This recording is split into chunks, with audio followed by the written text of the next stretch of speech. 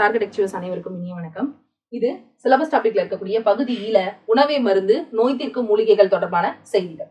அதுல இருக்கக்கூடிய previous year question தான் பாக்குறோம். சோ முதல் கேள்வி, பசு கொடுக்கும் 5 பொருளோட பெயர் என்னன்னு கேக்குறாங்க. பசுவிலிருந்து, அதாவது பசு அப்படின்ற ஒரு இதுல இருந்து தயாரிக்கப்படக்கூடிய 5 பொருட்களினுடைய கலவை, அதை என்ன சொல்லுவாங்க அப்படின்னா பஞ்சகவியம், கோபியம், தயிர் இதெல்லாம் சேர்த்து சொல்லுவாங்க. அப்ப பசு கொடுக்கக்கூடிய 5 பொருளோட பெயர் என்னது அப்படின்னா பஞ்சகவியம். பஞ்சம் அப்படின்னா 5ன்னு அர்த்தம்.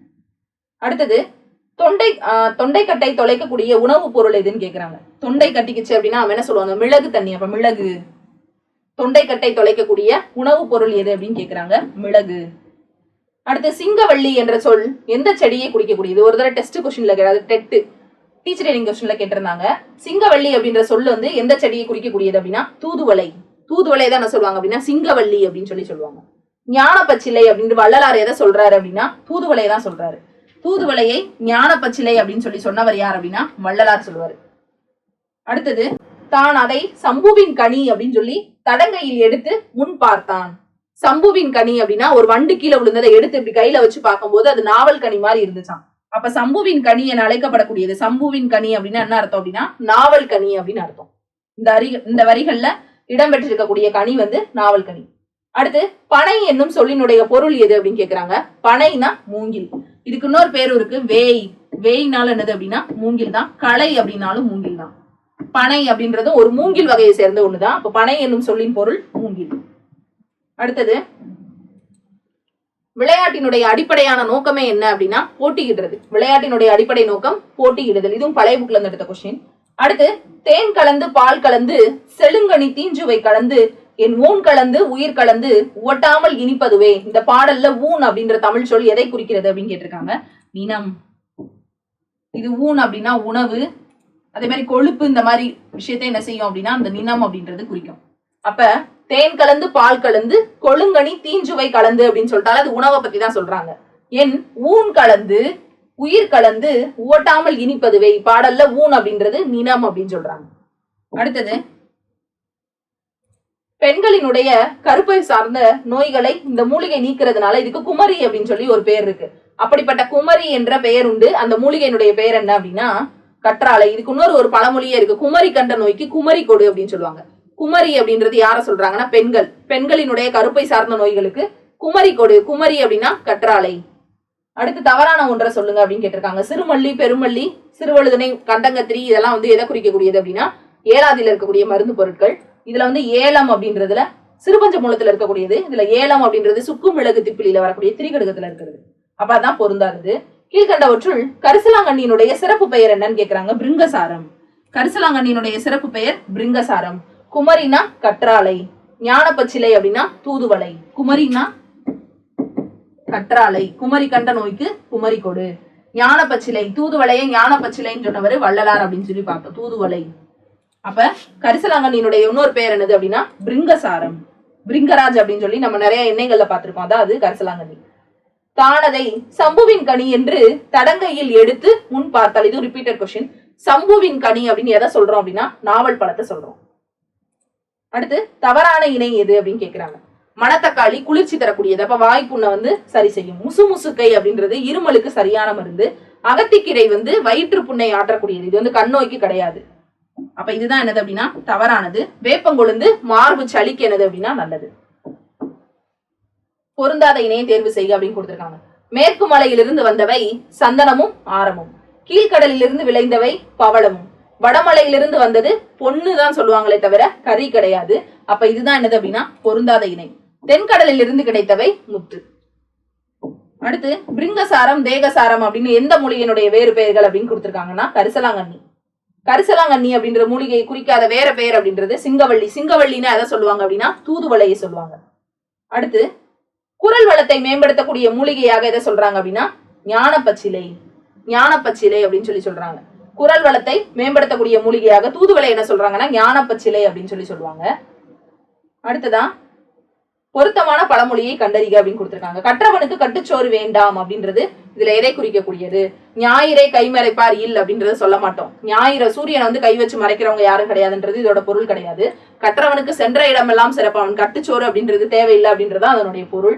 அப்ப முள்ளினால் முட்களையும் ஆறு அப்படின்றது அது கிடையாது. ஆற்றுனா வேண்டுவது இல். இது பழமொழி நானூறுல இருக்கக்கூடிய ஒரு பழமொழி. கற்றவனுக்கு கற்றுச்சோறு வேண்டாம் அப்படின்னு சொன்னது அவ்வை. ஆற்றுனா வேண்டுவது இல் அப்படின்றது அதுக்குரிய சரியான ஒரு பழமொழி. கண்டங்கத்திரி, சிறுவழுதனை, சிறுமல்லி, பெருமல்லி, நெருஞ்சி ஆகியது ஐந்தும் எதை குறிக்கக்கூடியது அப்படின்னா ஒரு மூலிகையினுடைய வேர்பகுதியை குறிக்கக்கூடியது. இது வந்து சிறுபஞ்ச மூலத்துல சொல்லியிருப்பாங்க. கண்டங்கத்திரி, சிறுவழுதனை, சிறுமல்லி, பெருமல்லி, நெருஞ்சி ஆகிய 5 மூலிகைகள்னு சொல்லும் போது சிறுபஞ்ச மூலம். சிறுபஞ்ச மூலத்தினுடைய ஆசிரியர் காரியாசன் சொல்லுவோம். இந்த 5மே எது அப்படின்னா அந்த மூலிகைகளினுடைய வேர்பகுதியை குறிக்கக்கூடியது. சம்புவின் கனி அப்படின்றது ரிப்பீட்டட் கொஸ்டின். நாவல் கனி, நாவல் கனியை தான் என்ன சொல்லுவாங்கன்னா சம்புவின் கனி அப்படிம்பாங்க. நல்ல பாம்பின் நஞ்சு மூலம் தயாரிக்கப்படக்கூடிய வலி நீக்கி கோப்ராக்சின் அப்படின்னு சொல்லுவாங்க. நல்ல பாம்பினுடைய விஷயத்துல இருந்து எடுக்கக்கூடிய மருந்து தான் கோப்ராக்சின் அப்படின்னு சொல்லுவாங்க. மீதுன் விரும்பேல், இவ்வடியினுடைய பொருள். மீதுன் விரும்பேல் அப்படின்னா அதிகப்படியா சாப்பிடணும்னு நினைக்காது. அதான் அது வயிறு புடைக்க உண்ணுதல் நோய்க்கு இடமளிக்கும். அடுத்து நோய்க்கு முதற் காரணம் அப்படின்னு எதை சொல்றாங்க அப்படின்னா உப்பு. நோய்க்கு முதற் காரணம் உப்பு அப்படின்னு சொல்றாங்க. அடுத்து தமிழர்களிடம் இன்று பரவி இருக்கக்கூடிய பெருநோய் ஒன்று உண்டு. அது என்னன்னு சொல்றாங்க அப்படின்னா மனக்கொடை. மனக்கொடை அப்படின்றது வரதட்சணை. காகிதம் இல்லத்தவர்களுமே சொல்லுவாங்க மனக்கொடை பெறாமல் தான் தன் மகனுக்கு என்ன செய்வாங்க அப்படின்னா திருமணம் வந்து செஞ்சு வச்சிருப்பாங்க. அடுத்து நோய்க்கு மருந்து இலக்கியம் அப்படின்னு சொன்னது யார் அப்படின்னா மீனாட்சி சுந்தரனார். ஊவேசாவினுடைய ஆசிரியரான மீனாட்சி சுந்தரனார் தலபுராணங்கள் பாடுவதில் வல்லவர் அப்படின்னு சொல்லுவாங்க. நோய்க்கு மருந்து இலக்கியம் அப்படின்னு சொல்லுவாரு. உடற்பிணியை போக்கக்கூடிய மருத்துவ நூல்கள் இயற்றிய சித்தர் யார் அப்படின்னு கேட்டிருக்காங்க. யார் அப்படின்னா அகத்தியர், போகர், தேரையர். அகத்தியர் என்ன சொல்லுவாங்க அப்படின்னா அகத்தியம் அப்படின்ற ஒரு நூல் எழுதுவார். அதனுடைய ஆசிரியர் வந்து அகத்தியர். போகர், தேரையர் இவங்க 3 பேருமே யார் அப்படின்னா சித்தர்கள். சோ இவங்க 3 பேர் என்ன செய்வாங்க அப்படின்னா உடற்பிணியை போக்கக்கூடிய மருத்துவ நூல்களை பத்தி சொல்லியிருப்பாங்க. அடுத்தது துளசி. துளசி வந்து என்ன செய்வாங்க அப்படின்னா தலைவலியை நீக்கக்கூடியது. துளசி வந்து தலைவலியை நீக்கக்கூடிய, அதனாலதான் நிறைய தைலங்கள்ல வந்து அந்த துளசி போட்டு நம்ம தைலம் வந்து தேய்க்கிறோம். கீழா நெல்லி அப்படின்னு சொல்லும் போது கீழா நெல்லியினுடைய ஒரு மருத்துவ குணம் வந்து மஞ்சள் காமாலை என்ன செய்யும் அப்படின்னா நீக்கக்கூடியது. அதே மாதிரிதான் கரும்பு சாறையும் சொல்லுவாங்க மஞ்சள் காமாலை நீக்கும் அப்படின்னு. தூதுவளை அப்படின்றது இழைப்பையும் இருமலையும் என்ன செய்யும் அப்படின்னா போக்கும். அதே மாதிரி தொண்டையை வந்து அந்த குரல் வளத்தை வந்து சரி செய்யக்கூடியதுன்னு சொல்லுவாங்க. குப்பை மேனி என்ன சொல்லுவாங்க அப்படின்னா மலப்புழுக்கள் என்ன செய்யும் அப்படின்னா வெளியேற்றும் அப்படின்னு சொல்லுவாங்க. அதே மாதிரி இது தேக தங்கம் அப்படின்னு குப்பை மேனி வந்து சொல்லுவாங்க. அடுத்தது இனிப்பு அப்படின்றது அந்த சுவை, அந்த சுவையினுடைய பொருள். அறுசுவைகளுக்கும் அதனுடைய பொருள். இனிப்புனா வளம் அப்படின்னு சொல்லுவாங்க. துவர்ப்பு அப்படின்றது ஆற்றல். இன்னொன்னு என்ன சொல்ல வாழைப்பூ எல்லாம் துவர்ப்புன்னு சொல்லுவாங்க. அந்த வாழைப்பூ வந்து எதுக்கு அப்படின்னா ஆற்றலை குறிக்கக்கூடிய. துவர்ப்பு சுவை ஆற்றலுக்கு. இனிப்பு அப்படின்றது வளம் சேர்க்கக்கூடிய. அதனாலதான் கடைசி சாப்பிட்டு முடிச்ச உடனே நம்ம அந்த பாயாசம் அந்த இனிப்பு சாப்பிடுறோம். புளிப்பு அப்படின்றது எதுக்கு அப்படின்னா இனிமைக்கு குறிக்கக்கூடியது. சில நேரம் அந்த புளியம்பழத்தை சாப்பிட்ட உடனே ஒரு லைட்டா ஒரு இனிப்பு சுவை தெரியும். புளிப்புங்கிறது இனிமை. கார்ப்பு அப்படிங்கிறது அது ஒரு உணர்வு. கார்ப்பு அப்படின்னு சொல்லுவாங்க. நாமு வேங்கடசாமி நாட்டார், அதே மாதிரி ராபி சேது பிள்ளை, இதுல இருக்கக்கூடிய ப்ரீவியஸ் இயர் கொஸ்டின் அதுல இருக்குது. சோ திருவிளையாடல் புராணத்துக்கு உரை எழுதியவர் யாருன்னு கேக்குறாங்க.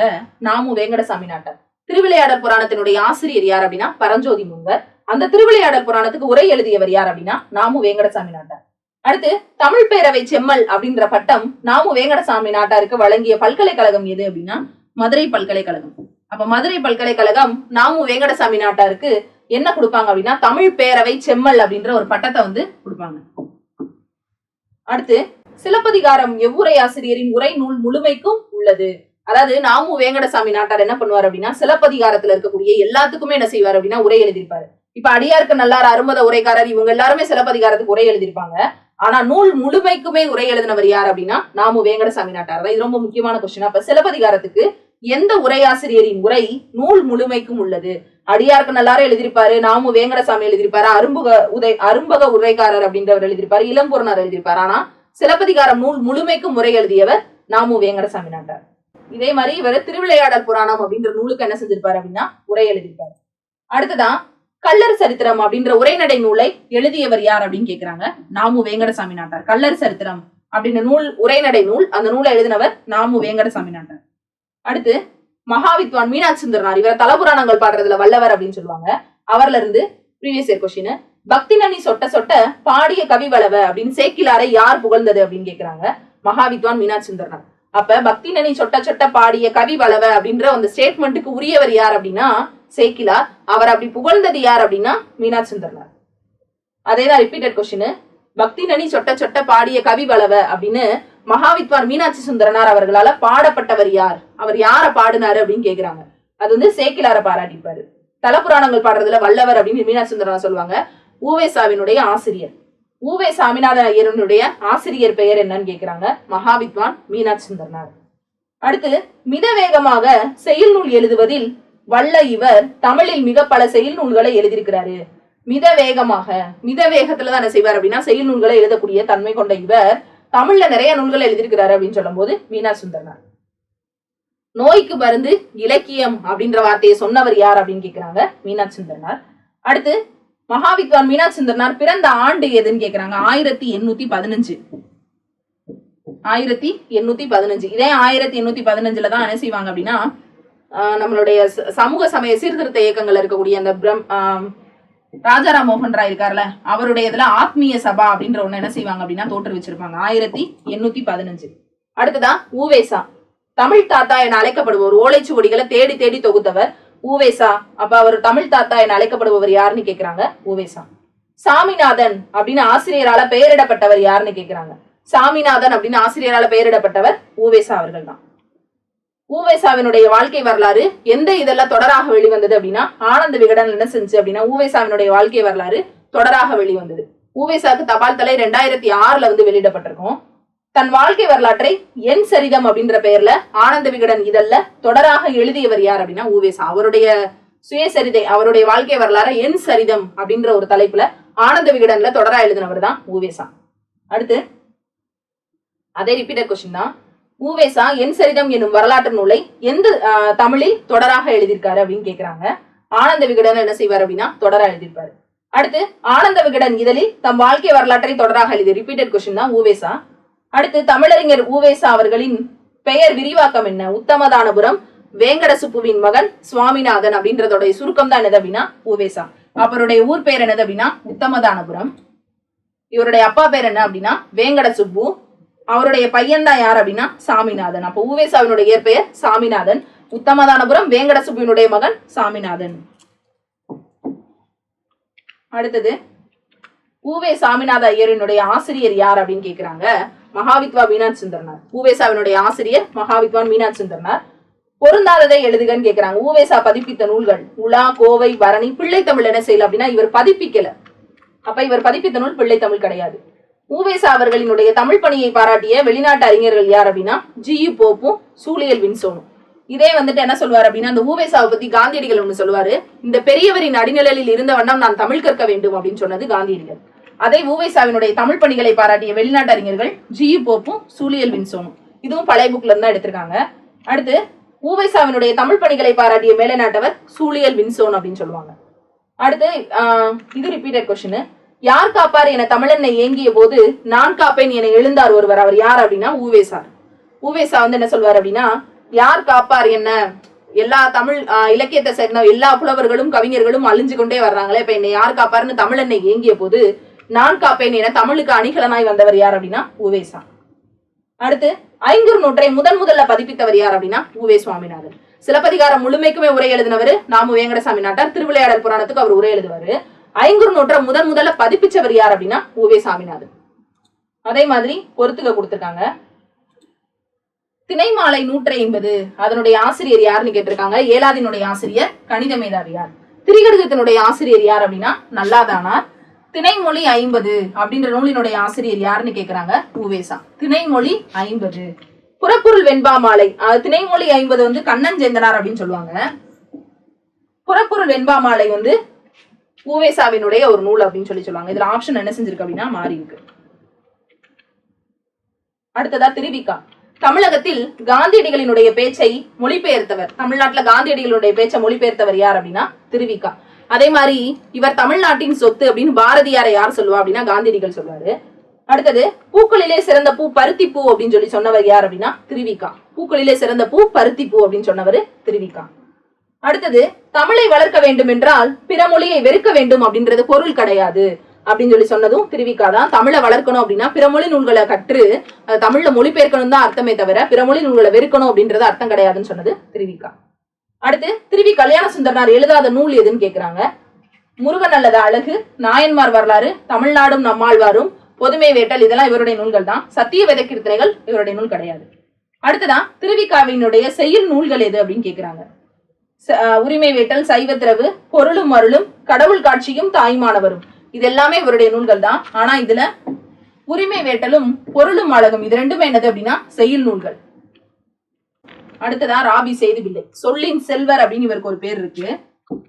சொல்லின் செல்வர் அப்படின்னு சொல்லுவாங்க. செல்வர். இதே இது சொல்லின் செல்வன் அப்படின்னு இன்னும் வந்துச்சு அப்படின்னா அது அனுமனை குறிக்கக்கூடியது. சொல்லின் செல்வர் அப்படின்னு யார சொல்லுவாங்க அப்படின்னா ராபி சேதுபிள்ளையை சொல்லுவாங்க. வீரமாமுனிவர் தமிழ் முனிவர்களுள் ஒருவராக விளங்குகிறார் அப்படின்னு சொல்லி சொன்னவர் யார் அப்படின்னா ராபி சேதுபிள்ளை. வீரமாமுனிவர் தமிழ் முனிவர்களுள் ஒருவராக விளங்குகிறார் அப்படின்னு சொன்னவர் ராபி சேதுபிள்ளை. சொல்லின் செல்வர் என பாராட்டப்பட்டவர் யாருன்னு கேக்குறாங்க, ராபி சேதுபிள்ளை. அடுத்தது பொறுத்துக்க கொடுத்திருக்காங்க. பெருஞ்சித்திரனார் என்ன சொல்லுவோம் அப்படின்னா தனித்தமிழ் இயக்க மறவர் அப்படின்னு சொல்லுவோம். ஊவேசாவை என்ன சொல்லுவோம் அப்படின்னா தமிழ் தாத்தா அப்படின்னு சொல்லுவோம். ராபி சேதுபிள்ளை என்ன சொல்லுவோம் அப்படின்னா சொல்லின் செல்வர்னு சொல்லுவோம். திருவிக்காவை என்ன சொல்லுவோம் அப்படின்னா தமிழ் தென்றல் அப்படின்னு சொல்லுவோம். பெருஞ்சித்திரனார் என்ன சொல்லுவோம் அப்படின்னா தனித்தமிழ் இயக்க மறவர் அப்படின்னு சொல்லி சொல்லுவோம். அப்ப 4 1 2 3 4 1 2 3. அடுத்ததா பரிதிமார் கலைஞர். சீவை தாமோதரனாரால் பரிதிமார் கலைஞருக்கு வழங்கிய சிறப்பு பட்டம் திராவிட சாஸ்திரி. அப்ப பரிதிமார் கலைஞருக்கு திராவிட சாஸ்திரி அப்படின்ற பட்டம் கொடுத்தது யார் அப்படின்னு கேக்குறாங்க. சீவை தாமோதரனார். என்ன பட்டம் அப்படின்னா திராவிட சாஸ்திரி பட்டம். அடுத்து ஆறுமுக நாவலரை வசன நடை கைவந்த வல்லாளர் அப்படின்னு பாராட்டியவர் யார் அப்படின்னா பரிதிமார் கலைஞர். ஆறுமுக நாவலரை வசன நடை கைவந்த வல்லாளர் அப்படின்னு பாராட்டியவர் பரிதிமார் கலைஞர். அடுத்தது பரிதிமார் கலைஞர் பிறந்த ஆண்டு 1870 அப்படின்னு சொல்லுவாங்க. அதாவது சூரிய நாராயண சாஸ்திரி அப்படின்ற தன்னோட பேரை வடமொழிகள்ல இருந்து நீக்கி சூரியன் அப்படின்னா பருதி, மால் கலைஞர் அப்படின்னு சொல்லும் போது பரிதிமார் கலைஞர் அப்படின்னு மாத்திக்கிறார். நாராயண கலை, சூரிய நாராயண சாஸ்திரி, சாஸ்திரினா கலைஞர். நாடகவியல் அப்படின்ற நூலை இயற்றியவர் யார் அப்படின்னு கேக்குறாங்க, பரிதிமார் கலைஞர். அடுத்து தமிழ் மொழியை உயர்தனி செம்மொழி என முதலில் நிலைநாட்டிய தமிழறிஞர். தமிழ் மொழியை உயர்தனி செம்மொழி அப்படின்னு முதலில் நிலைநாட்டிய தமிழறிஞர் யார் அப்படின்னா பரிதிமார் கலைஞர். அடுத்தது திராவிட சாஸ்திரி என அழைக்கப்பட்டவர் யாருன்னு கேக்குறாங்க, பரிதிமார் கலைஞர். இவருக்கு அந்த பட்டம் கொடுத்தது யார் அப்படின்னா சீவை தாமோதரனார். அடுத்து பரிதிமார் கலைஞர் என்று போற்றப்படக்கூடியவர் யார் அப்படின்னா வி.கோ. சூரிய நாராயண சாஸ்திரி. சூரிய நாராயண சாஸ்திரி. அடுத்து பரிதிமார் கலைஞர் நடத்தி வந்த ஞான போதினி அப்படின்ற இதழை தொடங்கி வச்சவர் யார் அப்படின்னா மூசி பூரணலிங்கம். மூசி பூரணலிங்கரார் தான் என்ன செய்வார் அப்படின்னா பரிதிமார் கலைஞர் நடத்தி வந்த ஞான போதினி அப்படின்ற இதழை தொடங்கி வச்சிருப்பார். அடுத்து நாடகம் படைத்தல், நடித்தல் அப்படின்றது, நாடக இலக்கணம் இயற்றல், இந்த முக்கோணங்களிலும் நாடக தொண்டாற்றியவர் யார் அப்படின்னா பரிதிமார் கலைஞர். நாடகவியல் அப்படின்ற அந்த ஒரு நூலை எழுதினது யார் அப்படின்னா பரிதிமார் கலைஞர் தான். அடுத்து குமரகுருபரியினுடைய நீதிநெறி விளக்கம் என்ற நூலில் எத்தனை பாடல்களுக்கு பரிதிமார் கலைஞர் உரை எழுதி உரையாசிரியரா இருக்காரு அப்படின்னா 51 பாடல்களுக்கு என்ன செஞ்சிருப்பாருன்னா உரை எழுதியிருப்பாரு. குமரகுருபரினுடைய நீதிநெறி விளக்கத்துல 51 பாடல்களுக்கு என்ன செய்வார் அப்படின்னா பரிதிமார் கலைஞர் உரை எழுதி உரையாசிரியராகவும் என்ன செஞ்சிருக்காரு அப்படின்னா இருந்திருக்காரு. அடுத்ததா அவங்கவுங்க எழுதின நாடகத்தை என்ன செஞ்சிருக்காங்க அப்படின்னா பொருத்திருக்காங்க. இதுல பம்மல் சம்பந்தனார் ரூபாவதி, கலாவதி, மானா விஜயம் அப்படின்ற நூலை எழுதுவாரு. அருணாச்சல கவிராயர் ராம நாடகம் அப்படின்ற நூலை தான் என்ன செஞ்சிருப்பாருன்னா எழுதியிருப்பாரு. அடுத்து சங்கரதாஸ் சுவாமிகள் அபிமன்யு, இதுல அப்படியே தான் என்ன செஞ்சிருக்காங்கன்னா கொடுத்திருக்காங்க. அடுத்ததா மான விஜயம் அப்படின்னு ரூபாவதி, கலாவதி, காணாமல் போன மகள், மான விஜயம் இதெல்லாமே அவருடைய இதுதான். மன்னியல் சிறுதேர் கதிரேசன் செட்டியார் எழுதினது. அடுத்து மனோன்மணியம் சுந்தரம் பிள்ளை எழுதினது. நந்தனார் சரித்திரம் அப்படின்றது கோபாலகிருஷ்ண பாரதியார் எழுதினது. இது இவருடைய நூல்கள். இதோட இந்த ப்ரீவியஸ் இயர் கொஸ்டின் முடியுது. தேங்க்யூ.